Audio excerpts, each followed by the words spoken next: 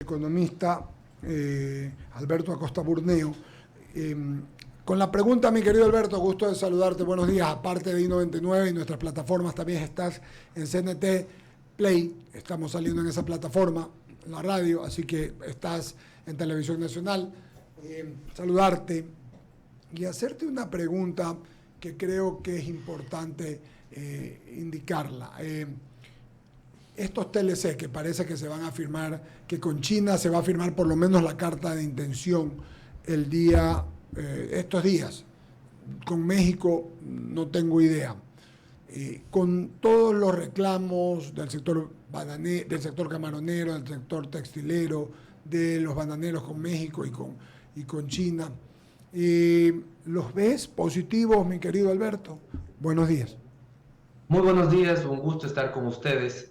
Bueno, hay que estar muy claros que los TLCs, si algo no tienen es acuerdo, la parte de libre. No son acuerdos de libre comercio, son acuerdos de comercio negociado. A pesar de que el nombre es Tratado de Libre Comercio, pero al final del día son negociaciones que hacen los países en base a sus particularidades. Entonces, aquí lo importante es negociar bien esos acuerdos. Por ejemplo, con México, para que ese acuerdo tenga sentido, tiene que tener un acceso al camarón y el banano, porque dejar por fuera a los productos de estrella hace que ese acuerdo pierda importancia para el Ecuador. Entonces, esperemos que eventualmente se llegue a algún acuerdo, un final. Ha habido dificultades, México está con una posición bastante cerrada, pero esperemos que al final del día se termine aceptando un acceso a ese mercado, al camarón y al banano, y eso le daría mucho sentido a ese acuerdo porque son los dos productos, dos de los productos de estrella del país. Entonces, ahí por ese lado es un tema muy positivo. Por otro lado, vemos el lado con China. En China es claro que tenemos algunas sensibilidades y por eso ese acuerdo contempla una exoneración de una cantidad importante de productos. Y por eso es que algunos sectores advierten, levantan la voz y dicen, cuidado, la competencia china puede ser muy peligrosa para mi sector. Y esos productos precisamente han sido excluidos del acuerdo y se ha considerado el resto de productos en donde existe mucho potencial de crecimiento. Al final del día, los TLCs, los acuerdos de comercio, son beneficiosos para los consumidores porque les dan más opciones de productos y productos más baratos. Es decir, eleva el bienestar de los ciudadanos porque van a tener más opciones de bienes más baratos. Para los productores también son beneficiosos porque les impulsan a trabajar en competitividad. El tener los mercados cautivos, como hemos tenido el Ecuador por muchos años, es lo que ha estancado el crecimiento de la competitividad del país. Si no hay que preocuparse por competir, tampoco hay que preocuparse por invertir o hacer las cosas mejor. De cualquier manera, los consumidores solo tienen la opción de comprar un producto de una calidad relativamente mala que se encuentra en el mercado local. Pero cuando viene la competencia internacional con productos de mejor calidad, con precios más competitivos, los productores se ven obligados o tienen los incentivos para poder invertir y mejorar su producción. Al final del día terminan siendo más competitivos, terminan mejorando también su situación. Alberto, una más de mi parte, rapidita. Necesitamos algún tipo de financiamiento para el año que viene, algún endeudamiento positivo. Los bonos, si salimos a vender, veía ayer que están malísimos por el tema del costo, del costo país, están al 58%. O sea, salir a vender nuestros propios bonos, endeudarnos, no es que es un mal negocio, es un re mal negocio. Solo nos queda el Fondo Monetario Internacional.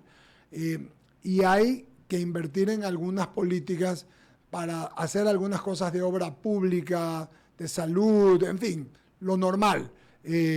¿Piensas tú que ese es el camino que nos queda, ir por los multilaterales y no ir a endeudarnos repito, con bonos, a vender estas cosas que están complicadísimas, sobre todo por el riesgo país?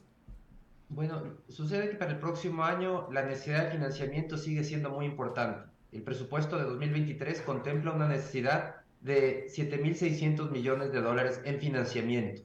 Va a ser difícil conseguir esos recursos. El mercado de capitales, como tú bien mencionas, está cerrado para el país. El riesgo país está por las nubes y hay una preocupación de los inversionistas. Los inversionistas internacionales dicen, este es un país que no le gusta pagar sus deudas, que va a encontrar la primera excusa posible para caer en una nueva moratoria. Lo ha hecho en el pasado, lo ha repetido una y otra vez.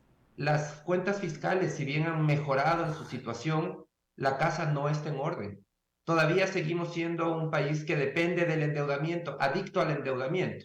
Y entonces la gran preocupación de los inversionistas es particularmente 2026. En 2026 hay que hacer la primera amortización de bonos, la gran pregunta es si es que la economía está creciendo tan lento como lo ha hecho hasta ahora, ¿habrá los recursos para pagar esos $2.000 millones que hay que pagar entre capital e intereses en 2026? Y la otra pregunta, y más importante, ¿habrá la voluntad política para pagar esa deuda? Porque es muy probable, y yo creo que esa es la probabilidad más alta que existe, es que vuelva un populismo económico que diga, no, primero la salud, primero la vida, después la deuda, no paguemos las deudas. Y al final del día caemos en una nueva moratoria. Ese manejo irresponsable de las finanzas públicas es el que ha hecho que al país le presten dinero a lo largo de los años, no solamente ahora, sino a lo largo de los años, pero a tasas muy superiores a lo que le presta Colombia. Si Colombia quiere endeudarse, el fisco colombiano quiere endeudarse para poder invertir, puede conseguir dinero al 5 o 6%. Si lo hace el Perú, al 4, al 5%.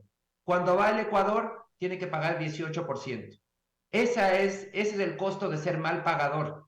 El tener un historial de manejo irresponsable de las finanzas públicas nos hace muchísimo daño y destruye bienestar y limita las opciones de financiamiento del país. Por favor, sigue Jaime Velázquez con Alberto Acosta, querido amigo, por nuevo analista económico.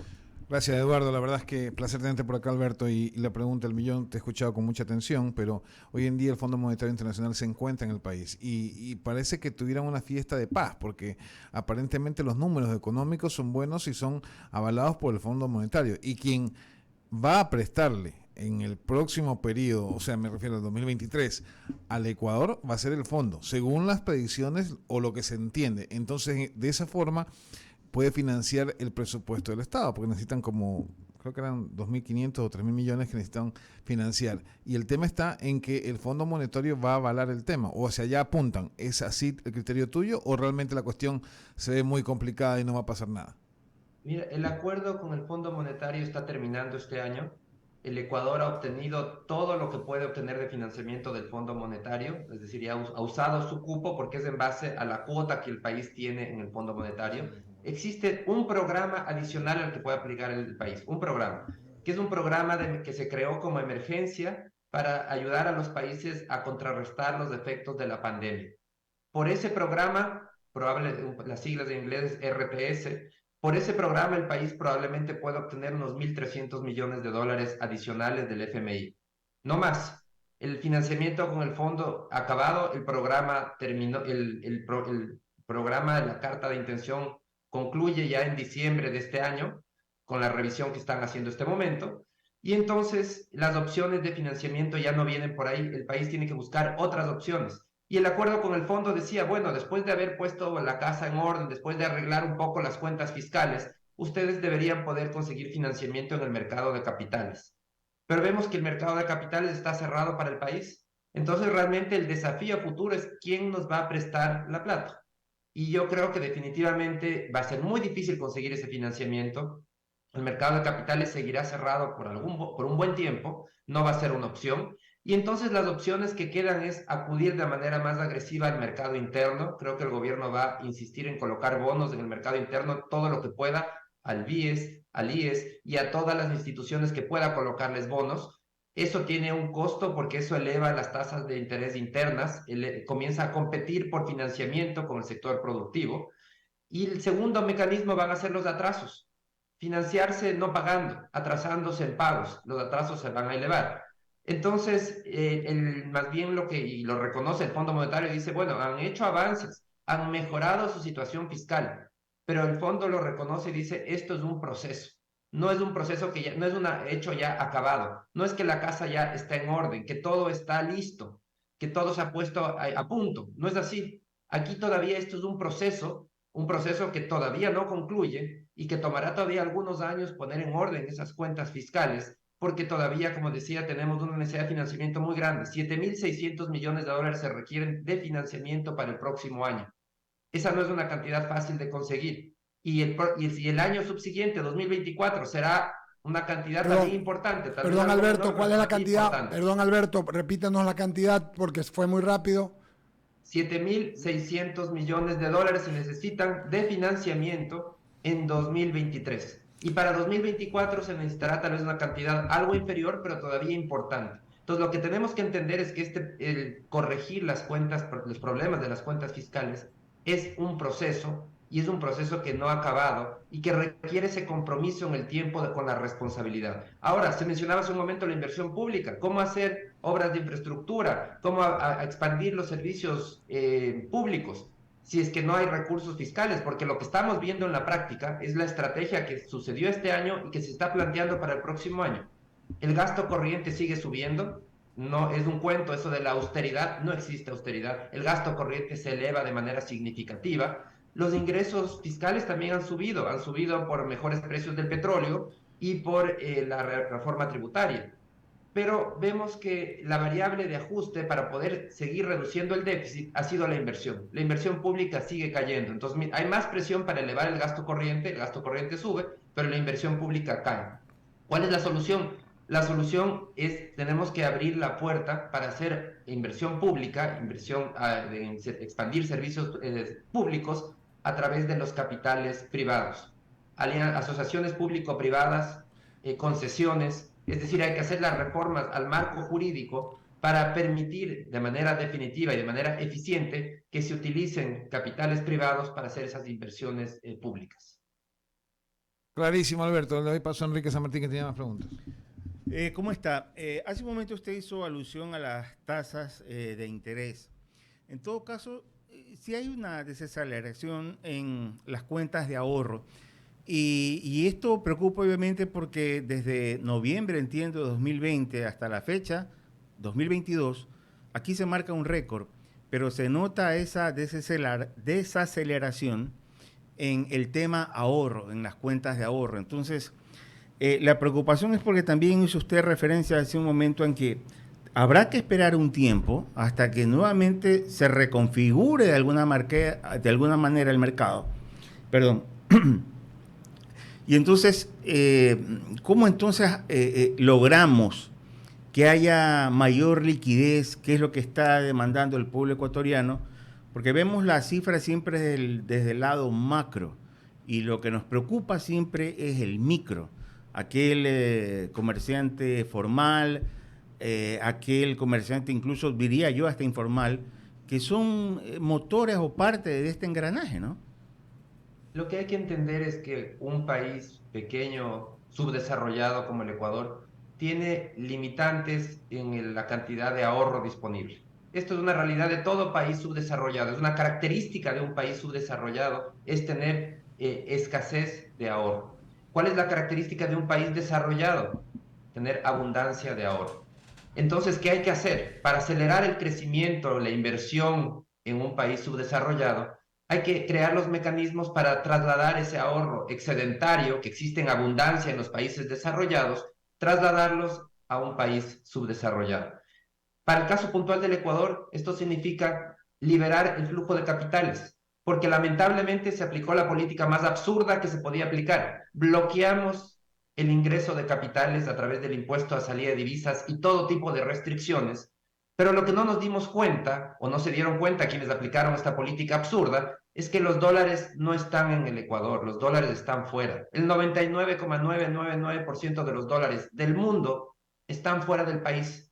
Entonces no hace ningún sentido bloquear que salgan dólares cuando los dólares, lo que tenemos que hacer, la política, lo que tiene que buscar es facilitar que ingresen dólares, porque los dólares están afuera. Y eso se logra liberando el flujo de capitales, eliminando de una vez por todas el impuesto a la salida de divisas, internacionalizando la banca, echando a la basura el Código Monetario y Financiero, que es un código estatista, arcaico, y reemplazándolo por un código que se base en las normas de Basilea III, los mejores estándares regulatorios que existen en el mundo, para de esa manera garantizar a los depositantes del mundo, de la región, que en el Ecuador la supervisión bancaria es de clase mundial, que si depositan sus ahorros en el Ecuador, van a tener la seguridad de estar frente a un sistema financiero que está perfectamente bien regulado en base a las mejores prácticas internacionales.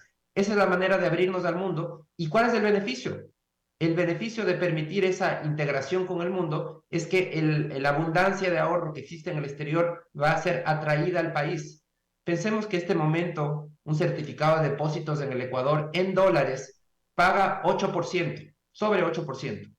Hay una pugna por la liquidez en el sistema financiero, están desesperados por captar liquidez. Si es que tuviésemos una libre movilidad de capitales, qué atractivo sería para todos los países de la región ganar un 8% en dólares. Eso no se consigue en ningún lado del mundo desarrollado. En Panamá, en el entorno actual de tasas altas, en el mejor de los casos se consigue acercarse tal vez a un 5%. Entonces, el Ecuador, esta elevación de tasas que ha vivido el país desde junio para acá, por la situación de mayores, una escasez de la liquidez, esa elevación de tasas atraería capitales abundantemente y las tasas empezarían a caer. Ese sería el beneficio de esa apertura de los flujos de capitales. Pero para eso hay que tomar algunas medidas. Tenemos que empezar reemplazando ese código monetario y financiero arcaico que tenemos en este momento y de una vez por todas eliminar el ISD para liberar de manera total el flujo de capitales. Con eso estamos clarísimos. Alberto, esperamos pues que en una próxima ocasión podamos desarrollar más de estos temas. Te agradecemos muchísimo y esperemos pues que pronto nos veamos en presencial acá en la cabina. Un abrazo. Muchísimas gracias, siempre es un gusto. Gracias, Alberto, un abrazo. Nos vamos con Abrimos espacio en las menciones publicitarias y les cuento y les digo que don Jaime Velázquez y Bolo se fueron ayer a ver departamentos porque los dos les gusta la vida.